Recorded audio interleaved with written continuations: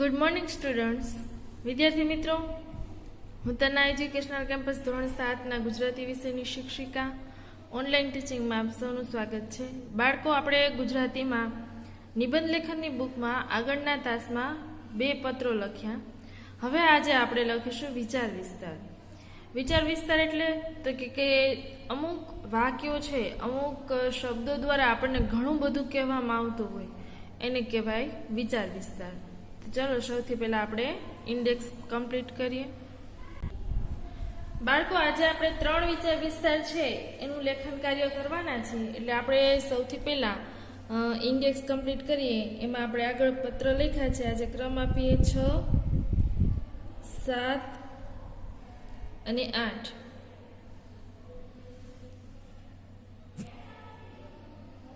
તારીખ લખીએ 12/10.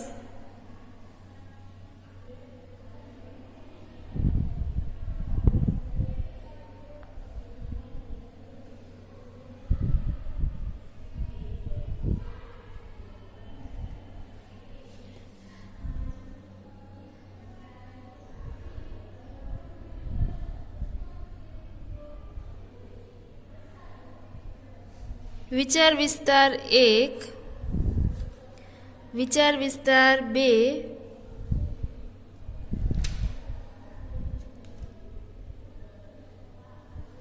અને વિચાર વિસ્તાર 3.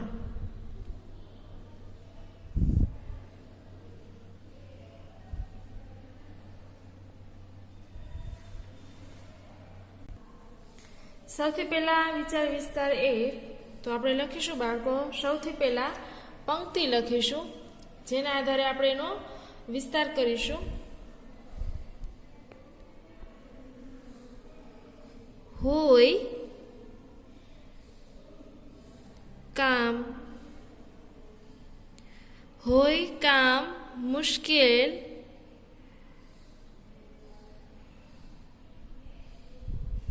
પણ ઉદ્યમથી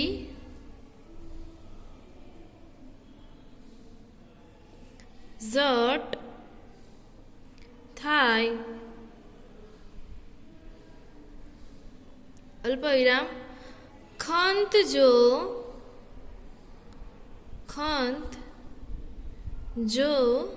દિલમાં હોય, ખંત જો દિલમાં હોય તો અલ્પવિરામ કદી ન ફોગટ જાય.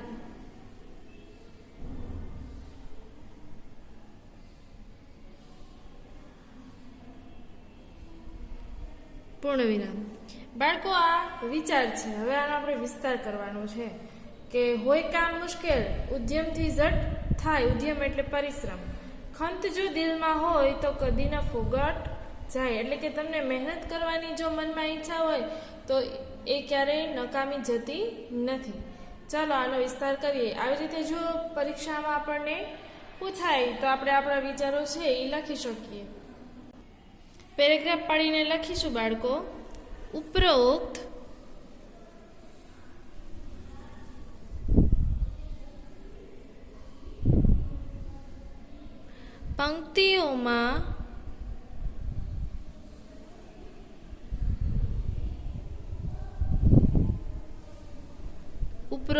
પંક્તિઓમાં કવિ કહે છે કે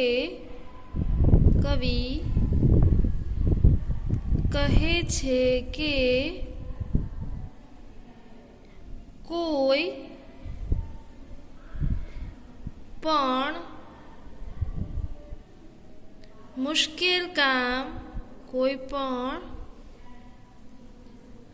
મુશ્કેલ કામ મહેનત કરવાથી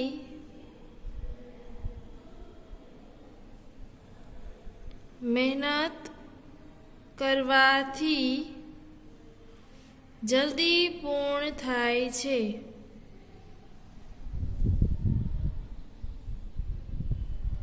જલ્દી પૂર્ણ થાય છે જો આપણા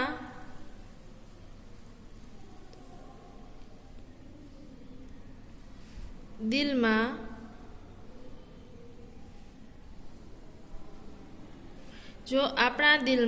ખંત કૌંસમાં લખીએ ઉત્સાહ કૌંસ પૂરો હોય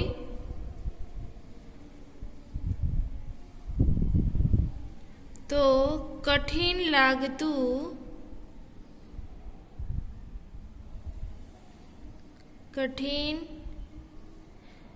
લાગતું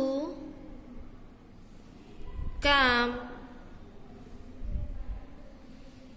પણ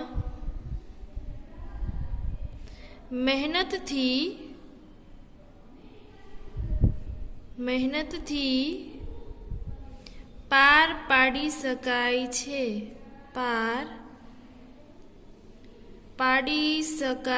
છે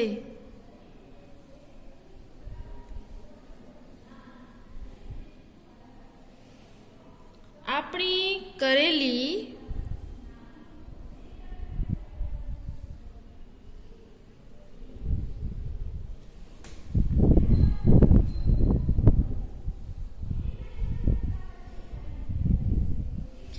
મહેનત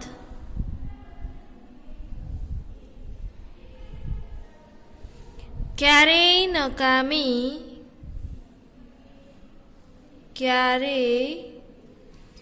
નકામી જતી નથી.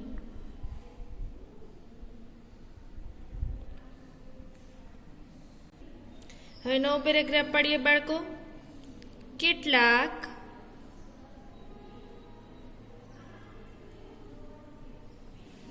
કામ અઘરા હોય છે. કેટલાક કામ અઘરા હોય છે જો આપણે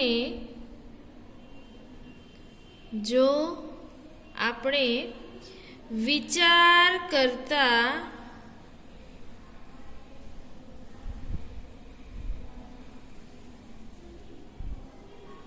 રહીએ કે આ કઠિન કામ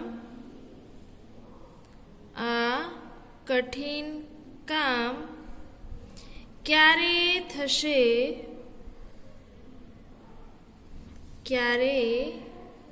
થશે પ્રશ્નાર્થ ચિહ્ન.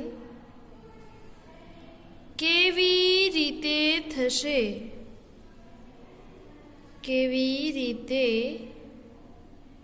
થશે પ્રશ્નાર્થ ચિહ્ન. તો આ કામ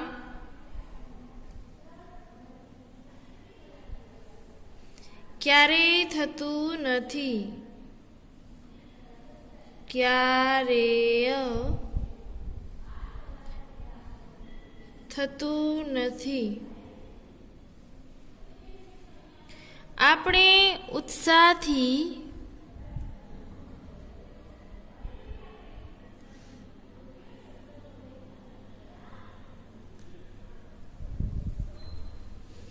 આપણે ઉત્સાહથી અને આયોજનપૂર્વક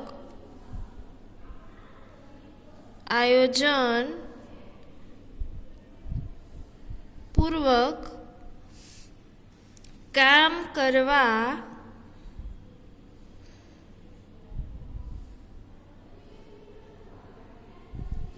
લાગી જઈએ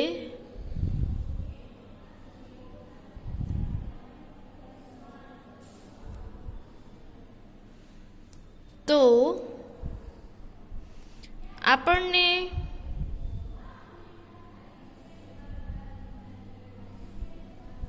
સફળતા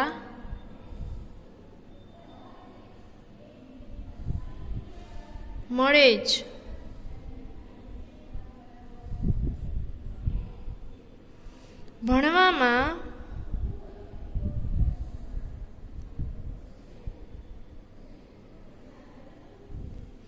જે વિષયો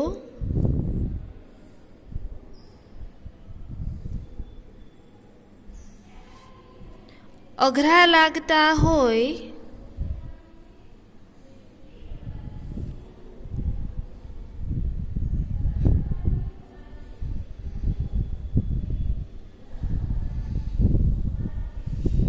તે શીખવા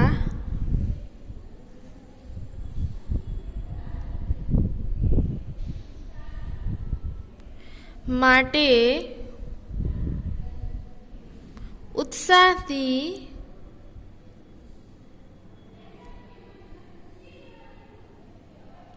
મહેનત કરીએ.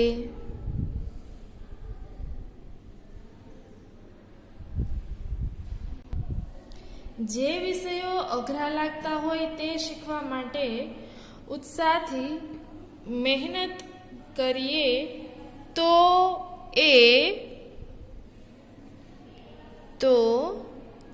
એ વિષયોમાં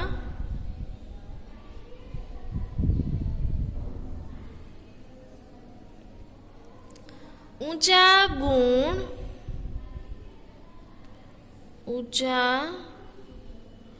ગુણ મળે છે.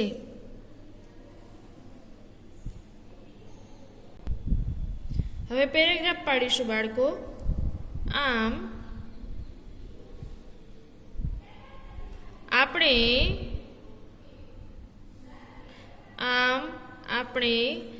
જીવનમાં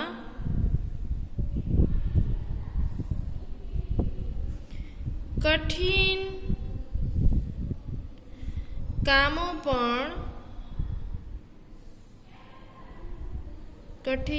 કામો પણ ઉત્સાહથી કરવા જોઈએ.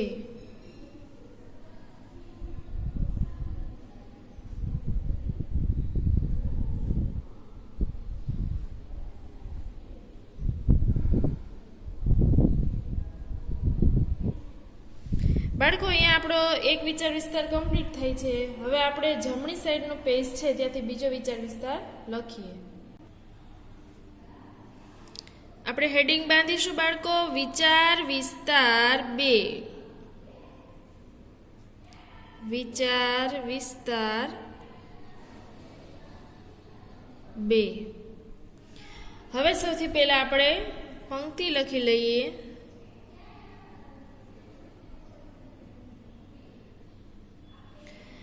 વિદ્યા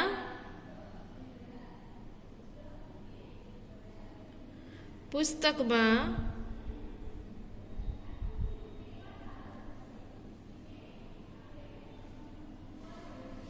અને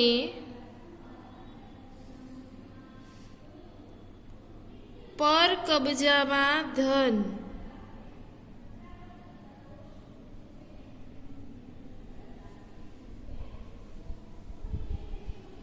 અલ્પવિરામ. વિદ્યા પુસ્તકમાં અને પર કબજામાં ધન ભીડ પડે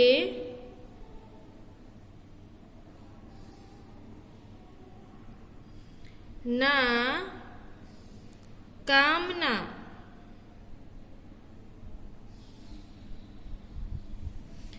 એ વિદ્યા એ ધન.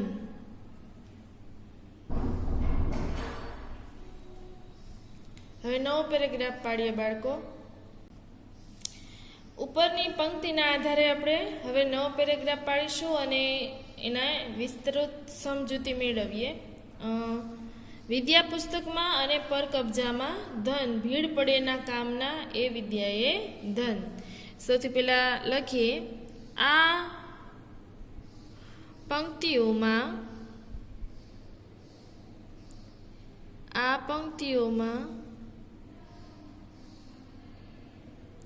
કવિએ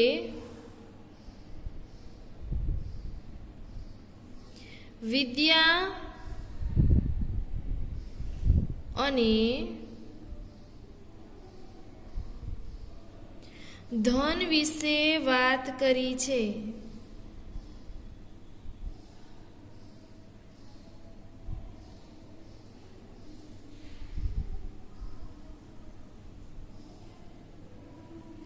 જીવનમાં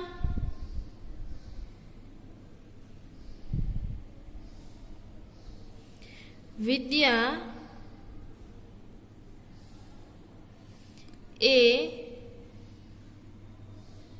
અને લખીશું વિદ્યા અને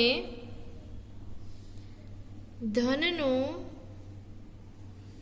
ઘણું મહત્વ છે.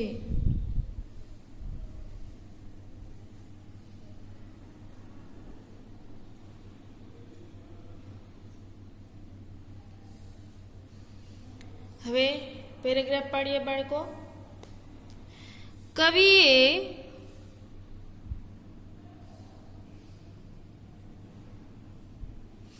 કહ્યું છે કે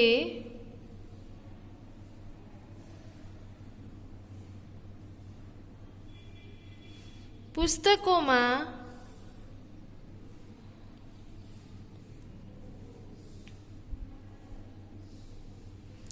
વિદ્યા રહેલી છે.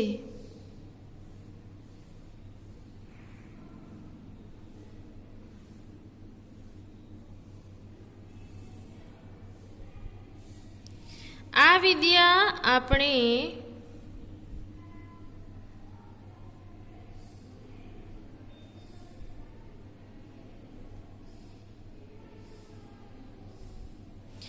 જીવનમાં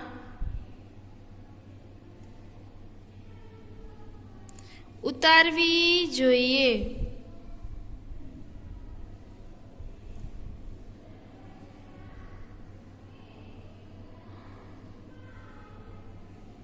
અલ્પવિરામ. ધન પણ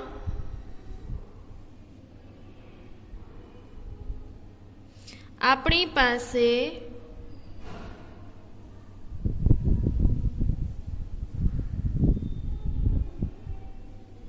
હોવું જોઈએ.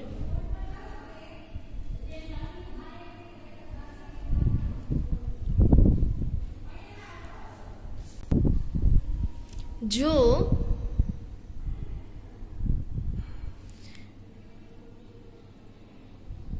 આપણને વિદ્યા આવડે નહીં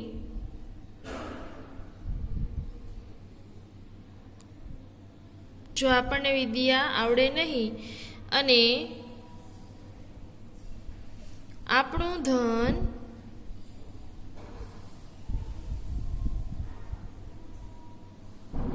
બીજા પાસે હોય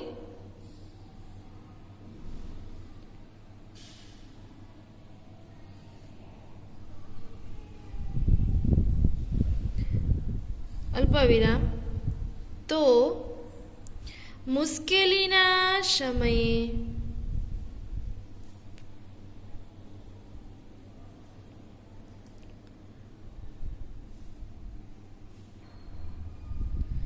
દુઃખી થઈ જઈએ છીએ.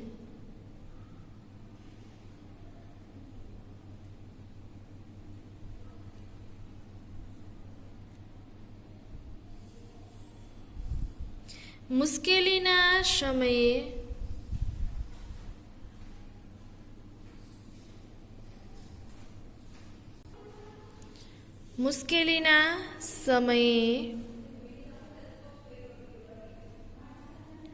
આપણી પાસે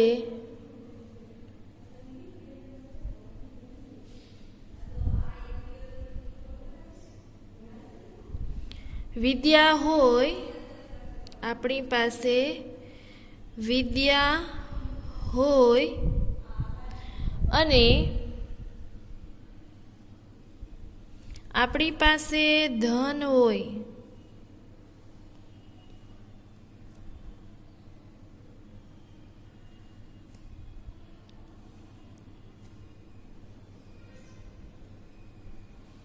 અલ્પવિરામ તો મુશ્કેલી દૂર થાય.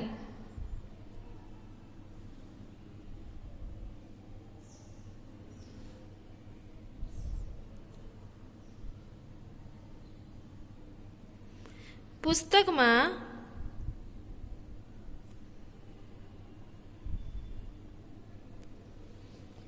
રહેલી વિદ્યા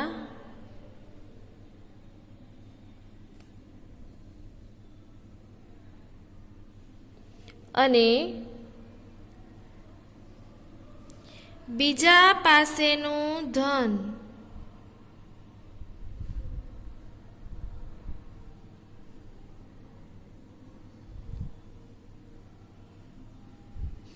કંઈ જ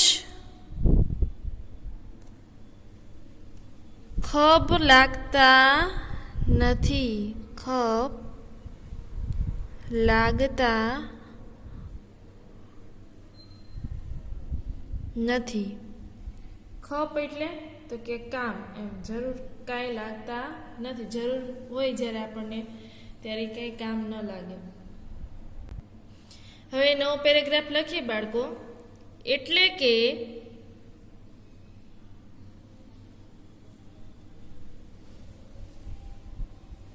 આપણે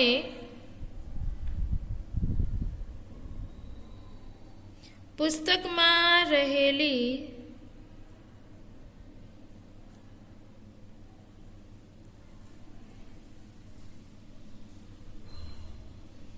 વિદ્યા ગ્રહણ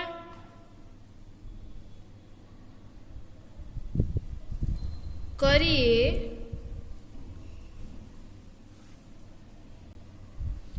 અને આપણું ધન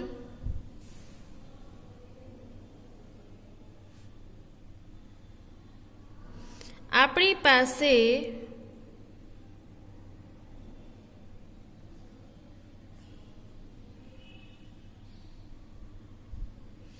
રાખીએ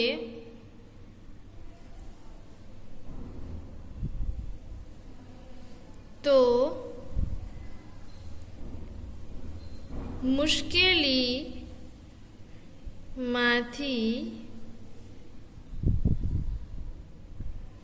ઉગરી શકીએ.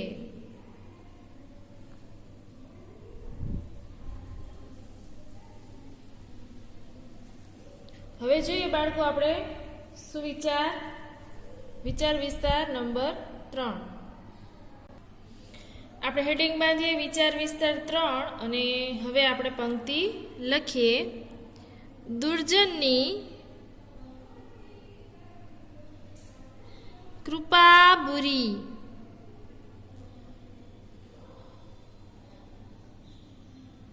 અલ્પવિરામ ભલો સજ્જનનો ત્રાસ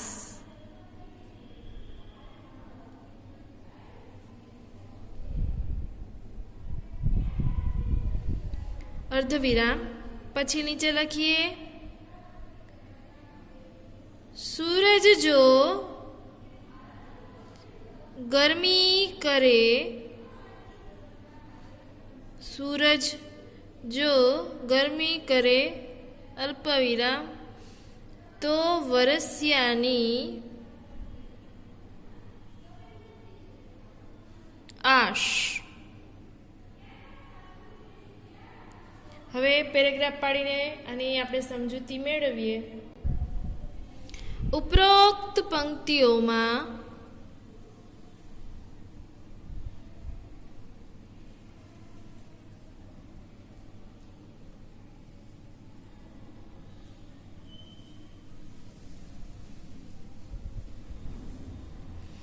કવિ સજ્જનના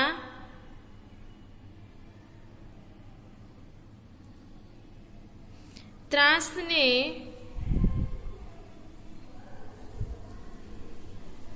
લાભદાયી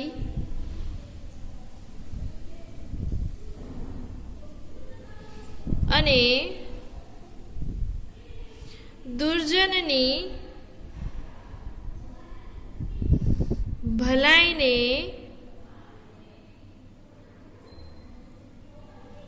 દુઃખ દાયક ગણાવે છે.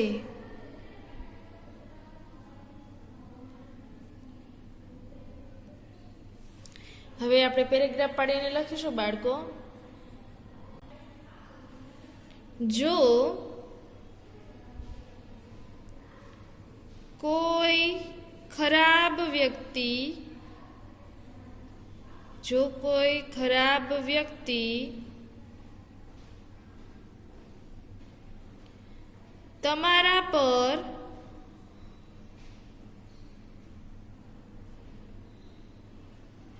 કૃપા કરે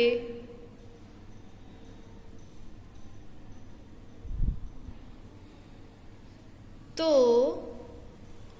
ચેતજો.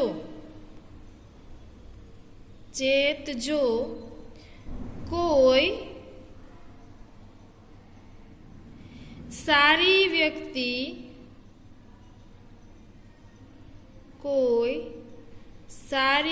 વ્યક્તિ તમારા પર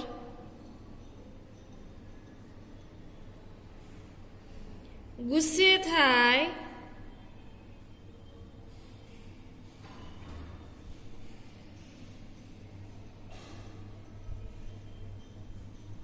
કે તમને ઠપકો આપે તો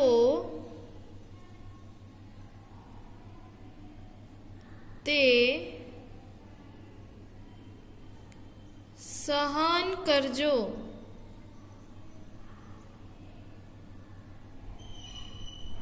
અલ્પવિરામ. કારણ કે તેમાં તમારું ભલું રહેલું છે.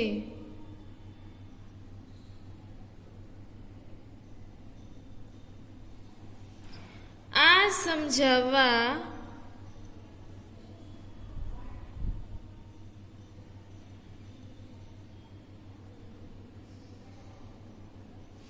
કવિ સૂરજનું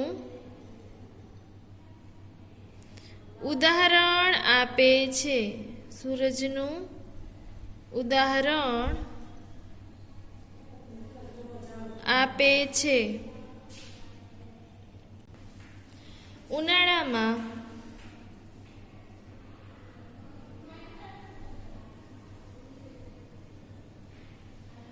સૂરજ ખૂબ ગરમી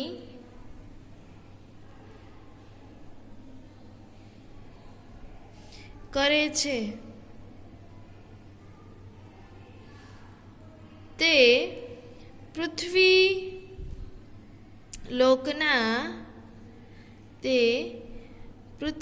લોકના જીવો માટે સારું છે.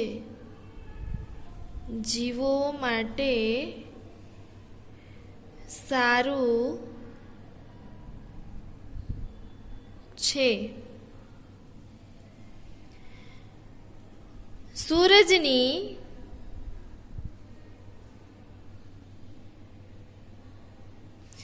ગરમીથી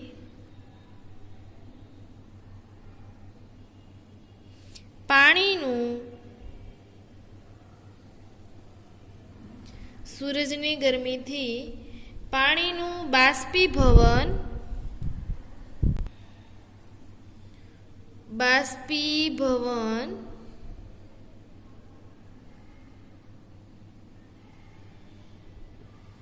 વધુ થશે.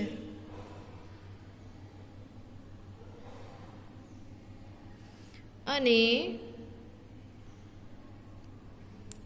વાદળા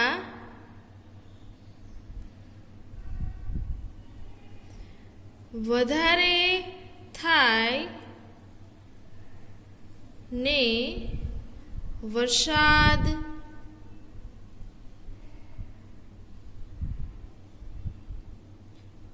વધારે પડે. સૂરજની ગરમી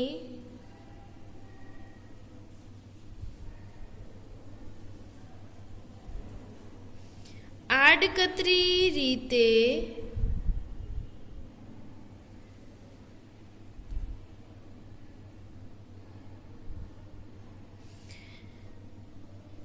સૌ જીવો માટે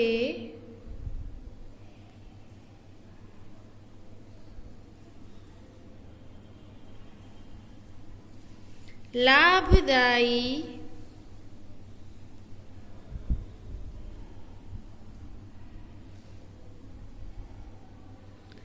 નીવડે છે. આપણે પેરેગ્રાફ પાડીને લખીએ બાળકો. આમ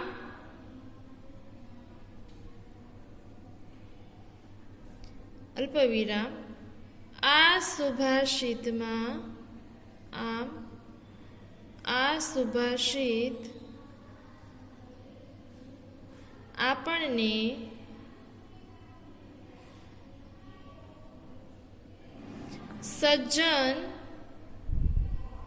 સજ્જન અને દુર્જનના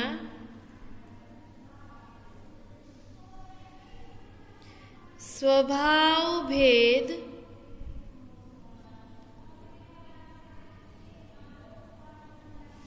વિશે અને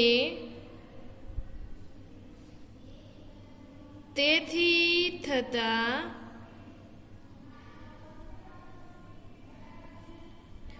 ફાયદા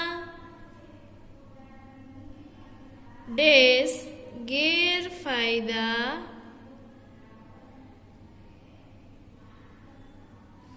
વિશે વાત કરે છે.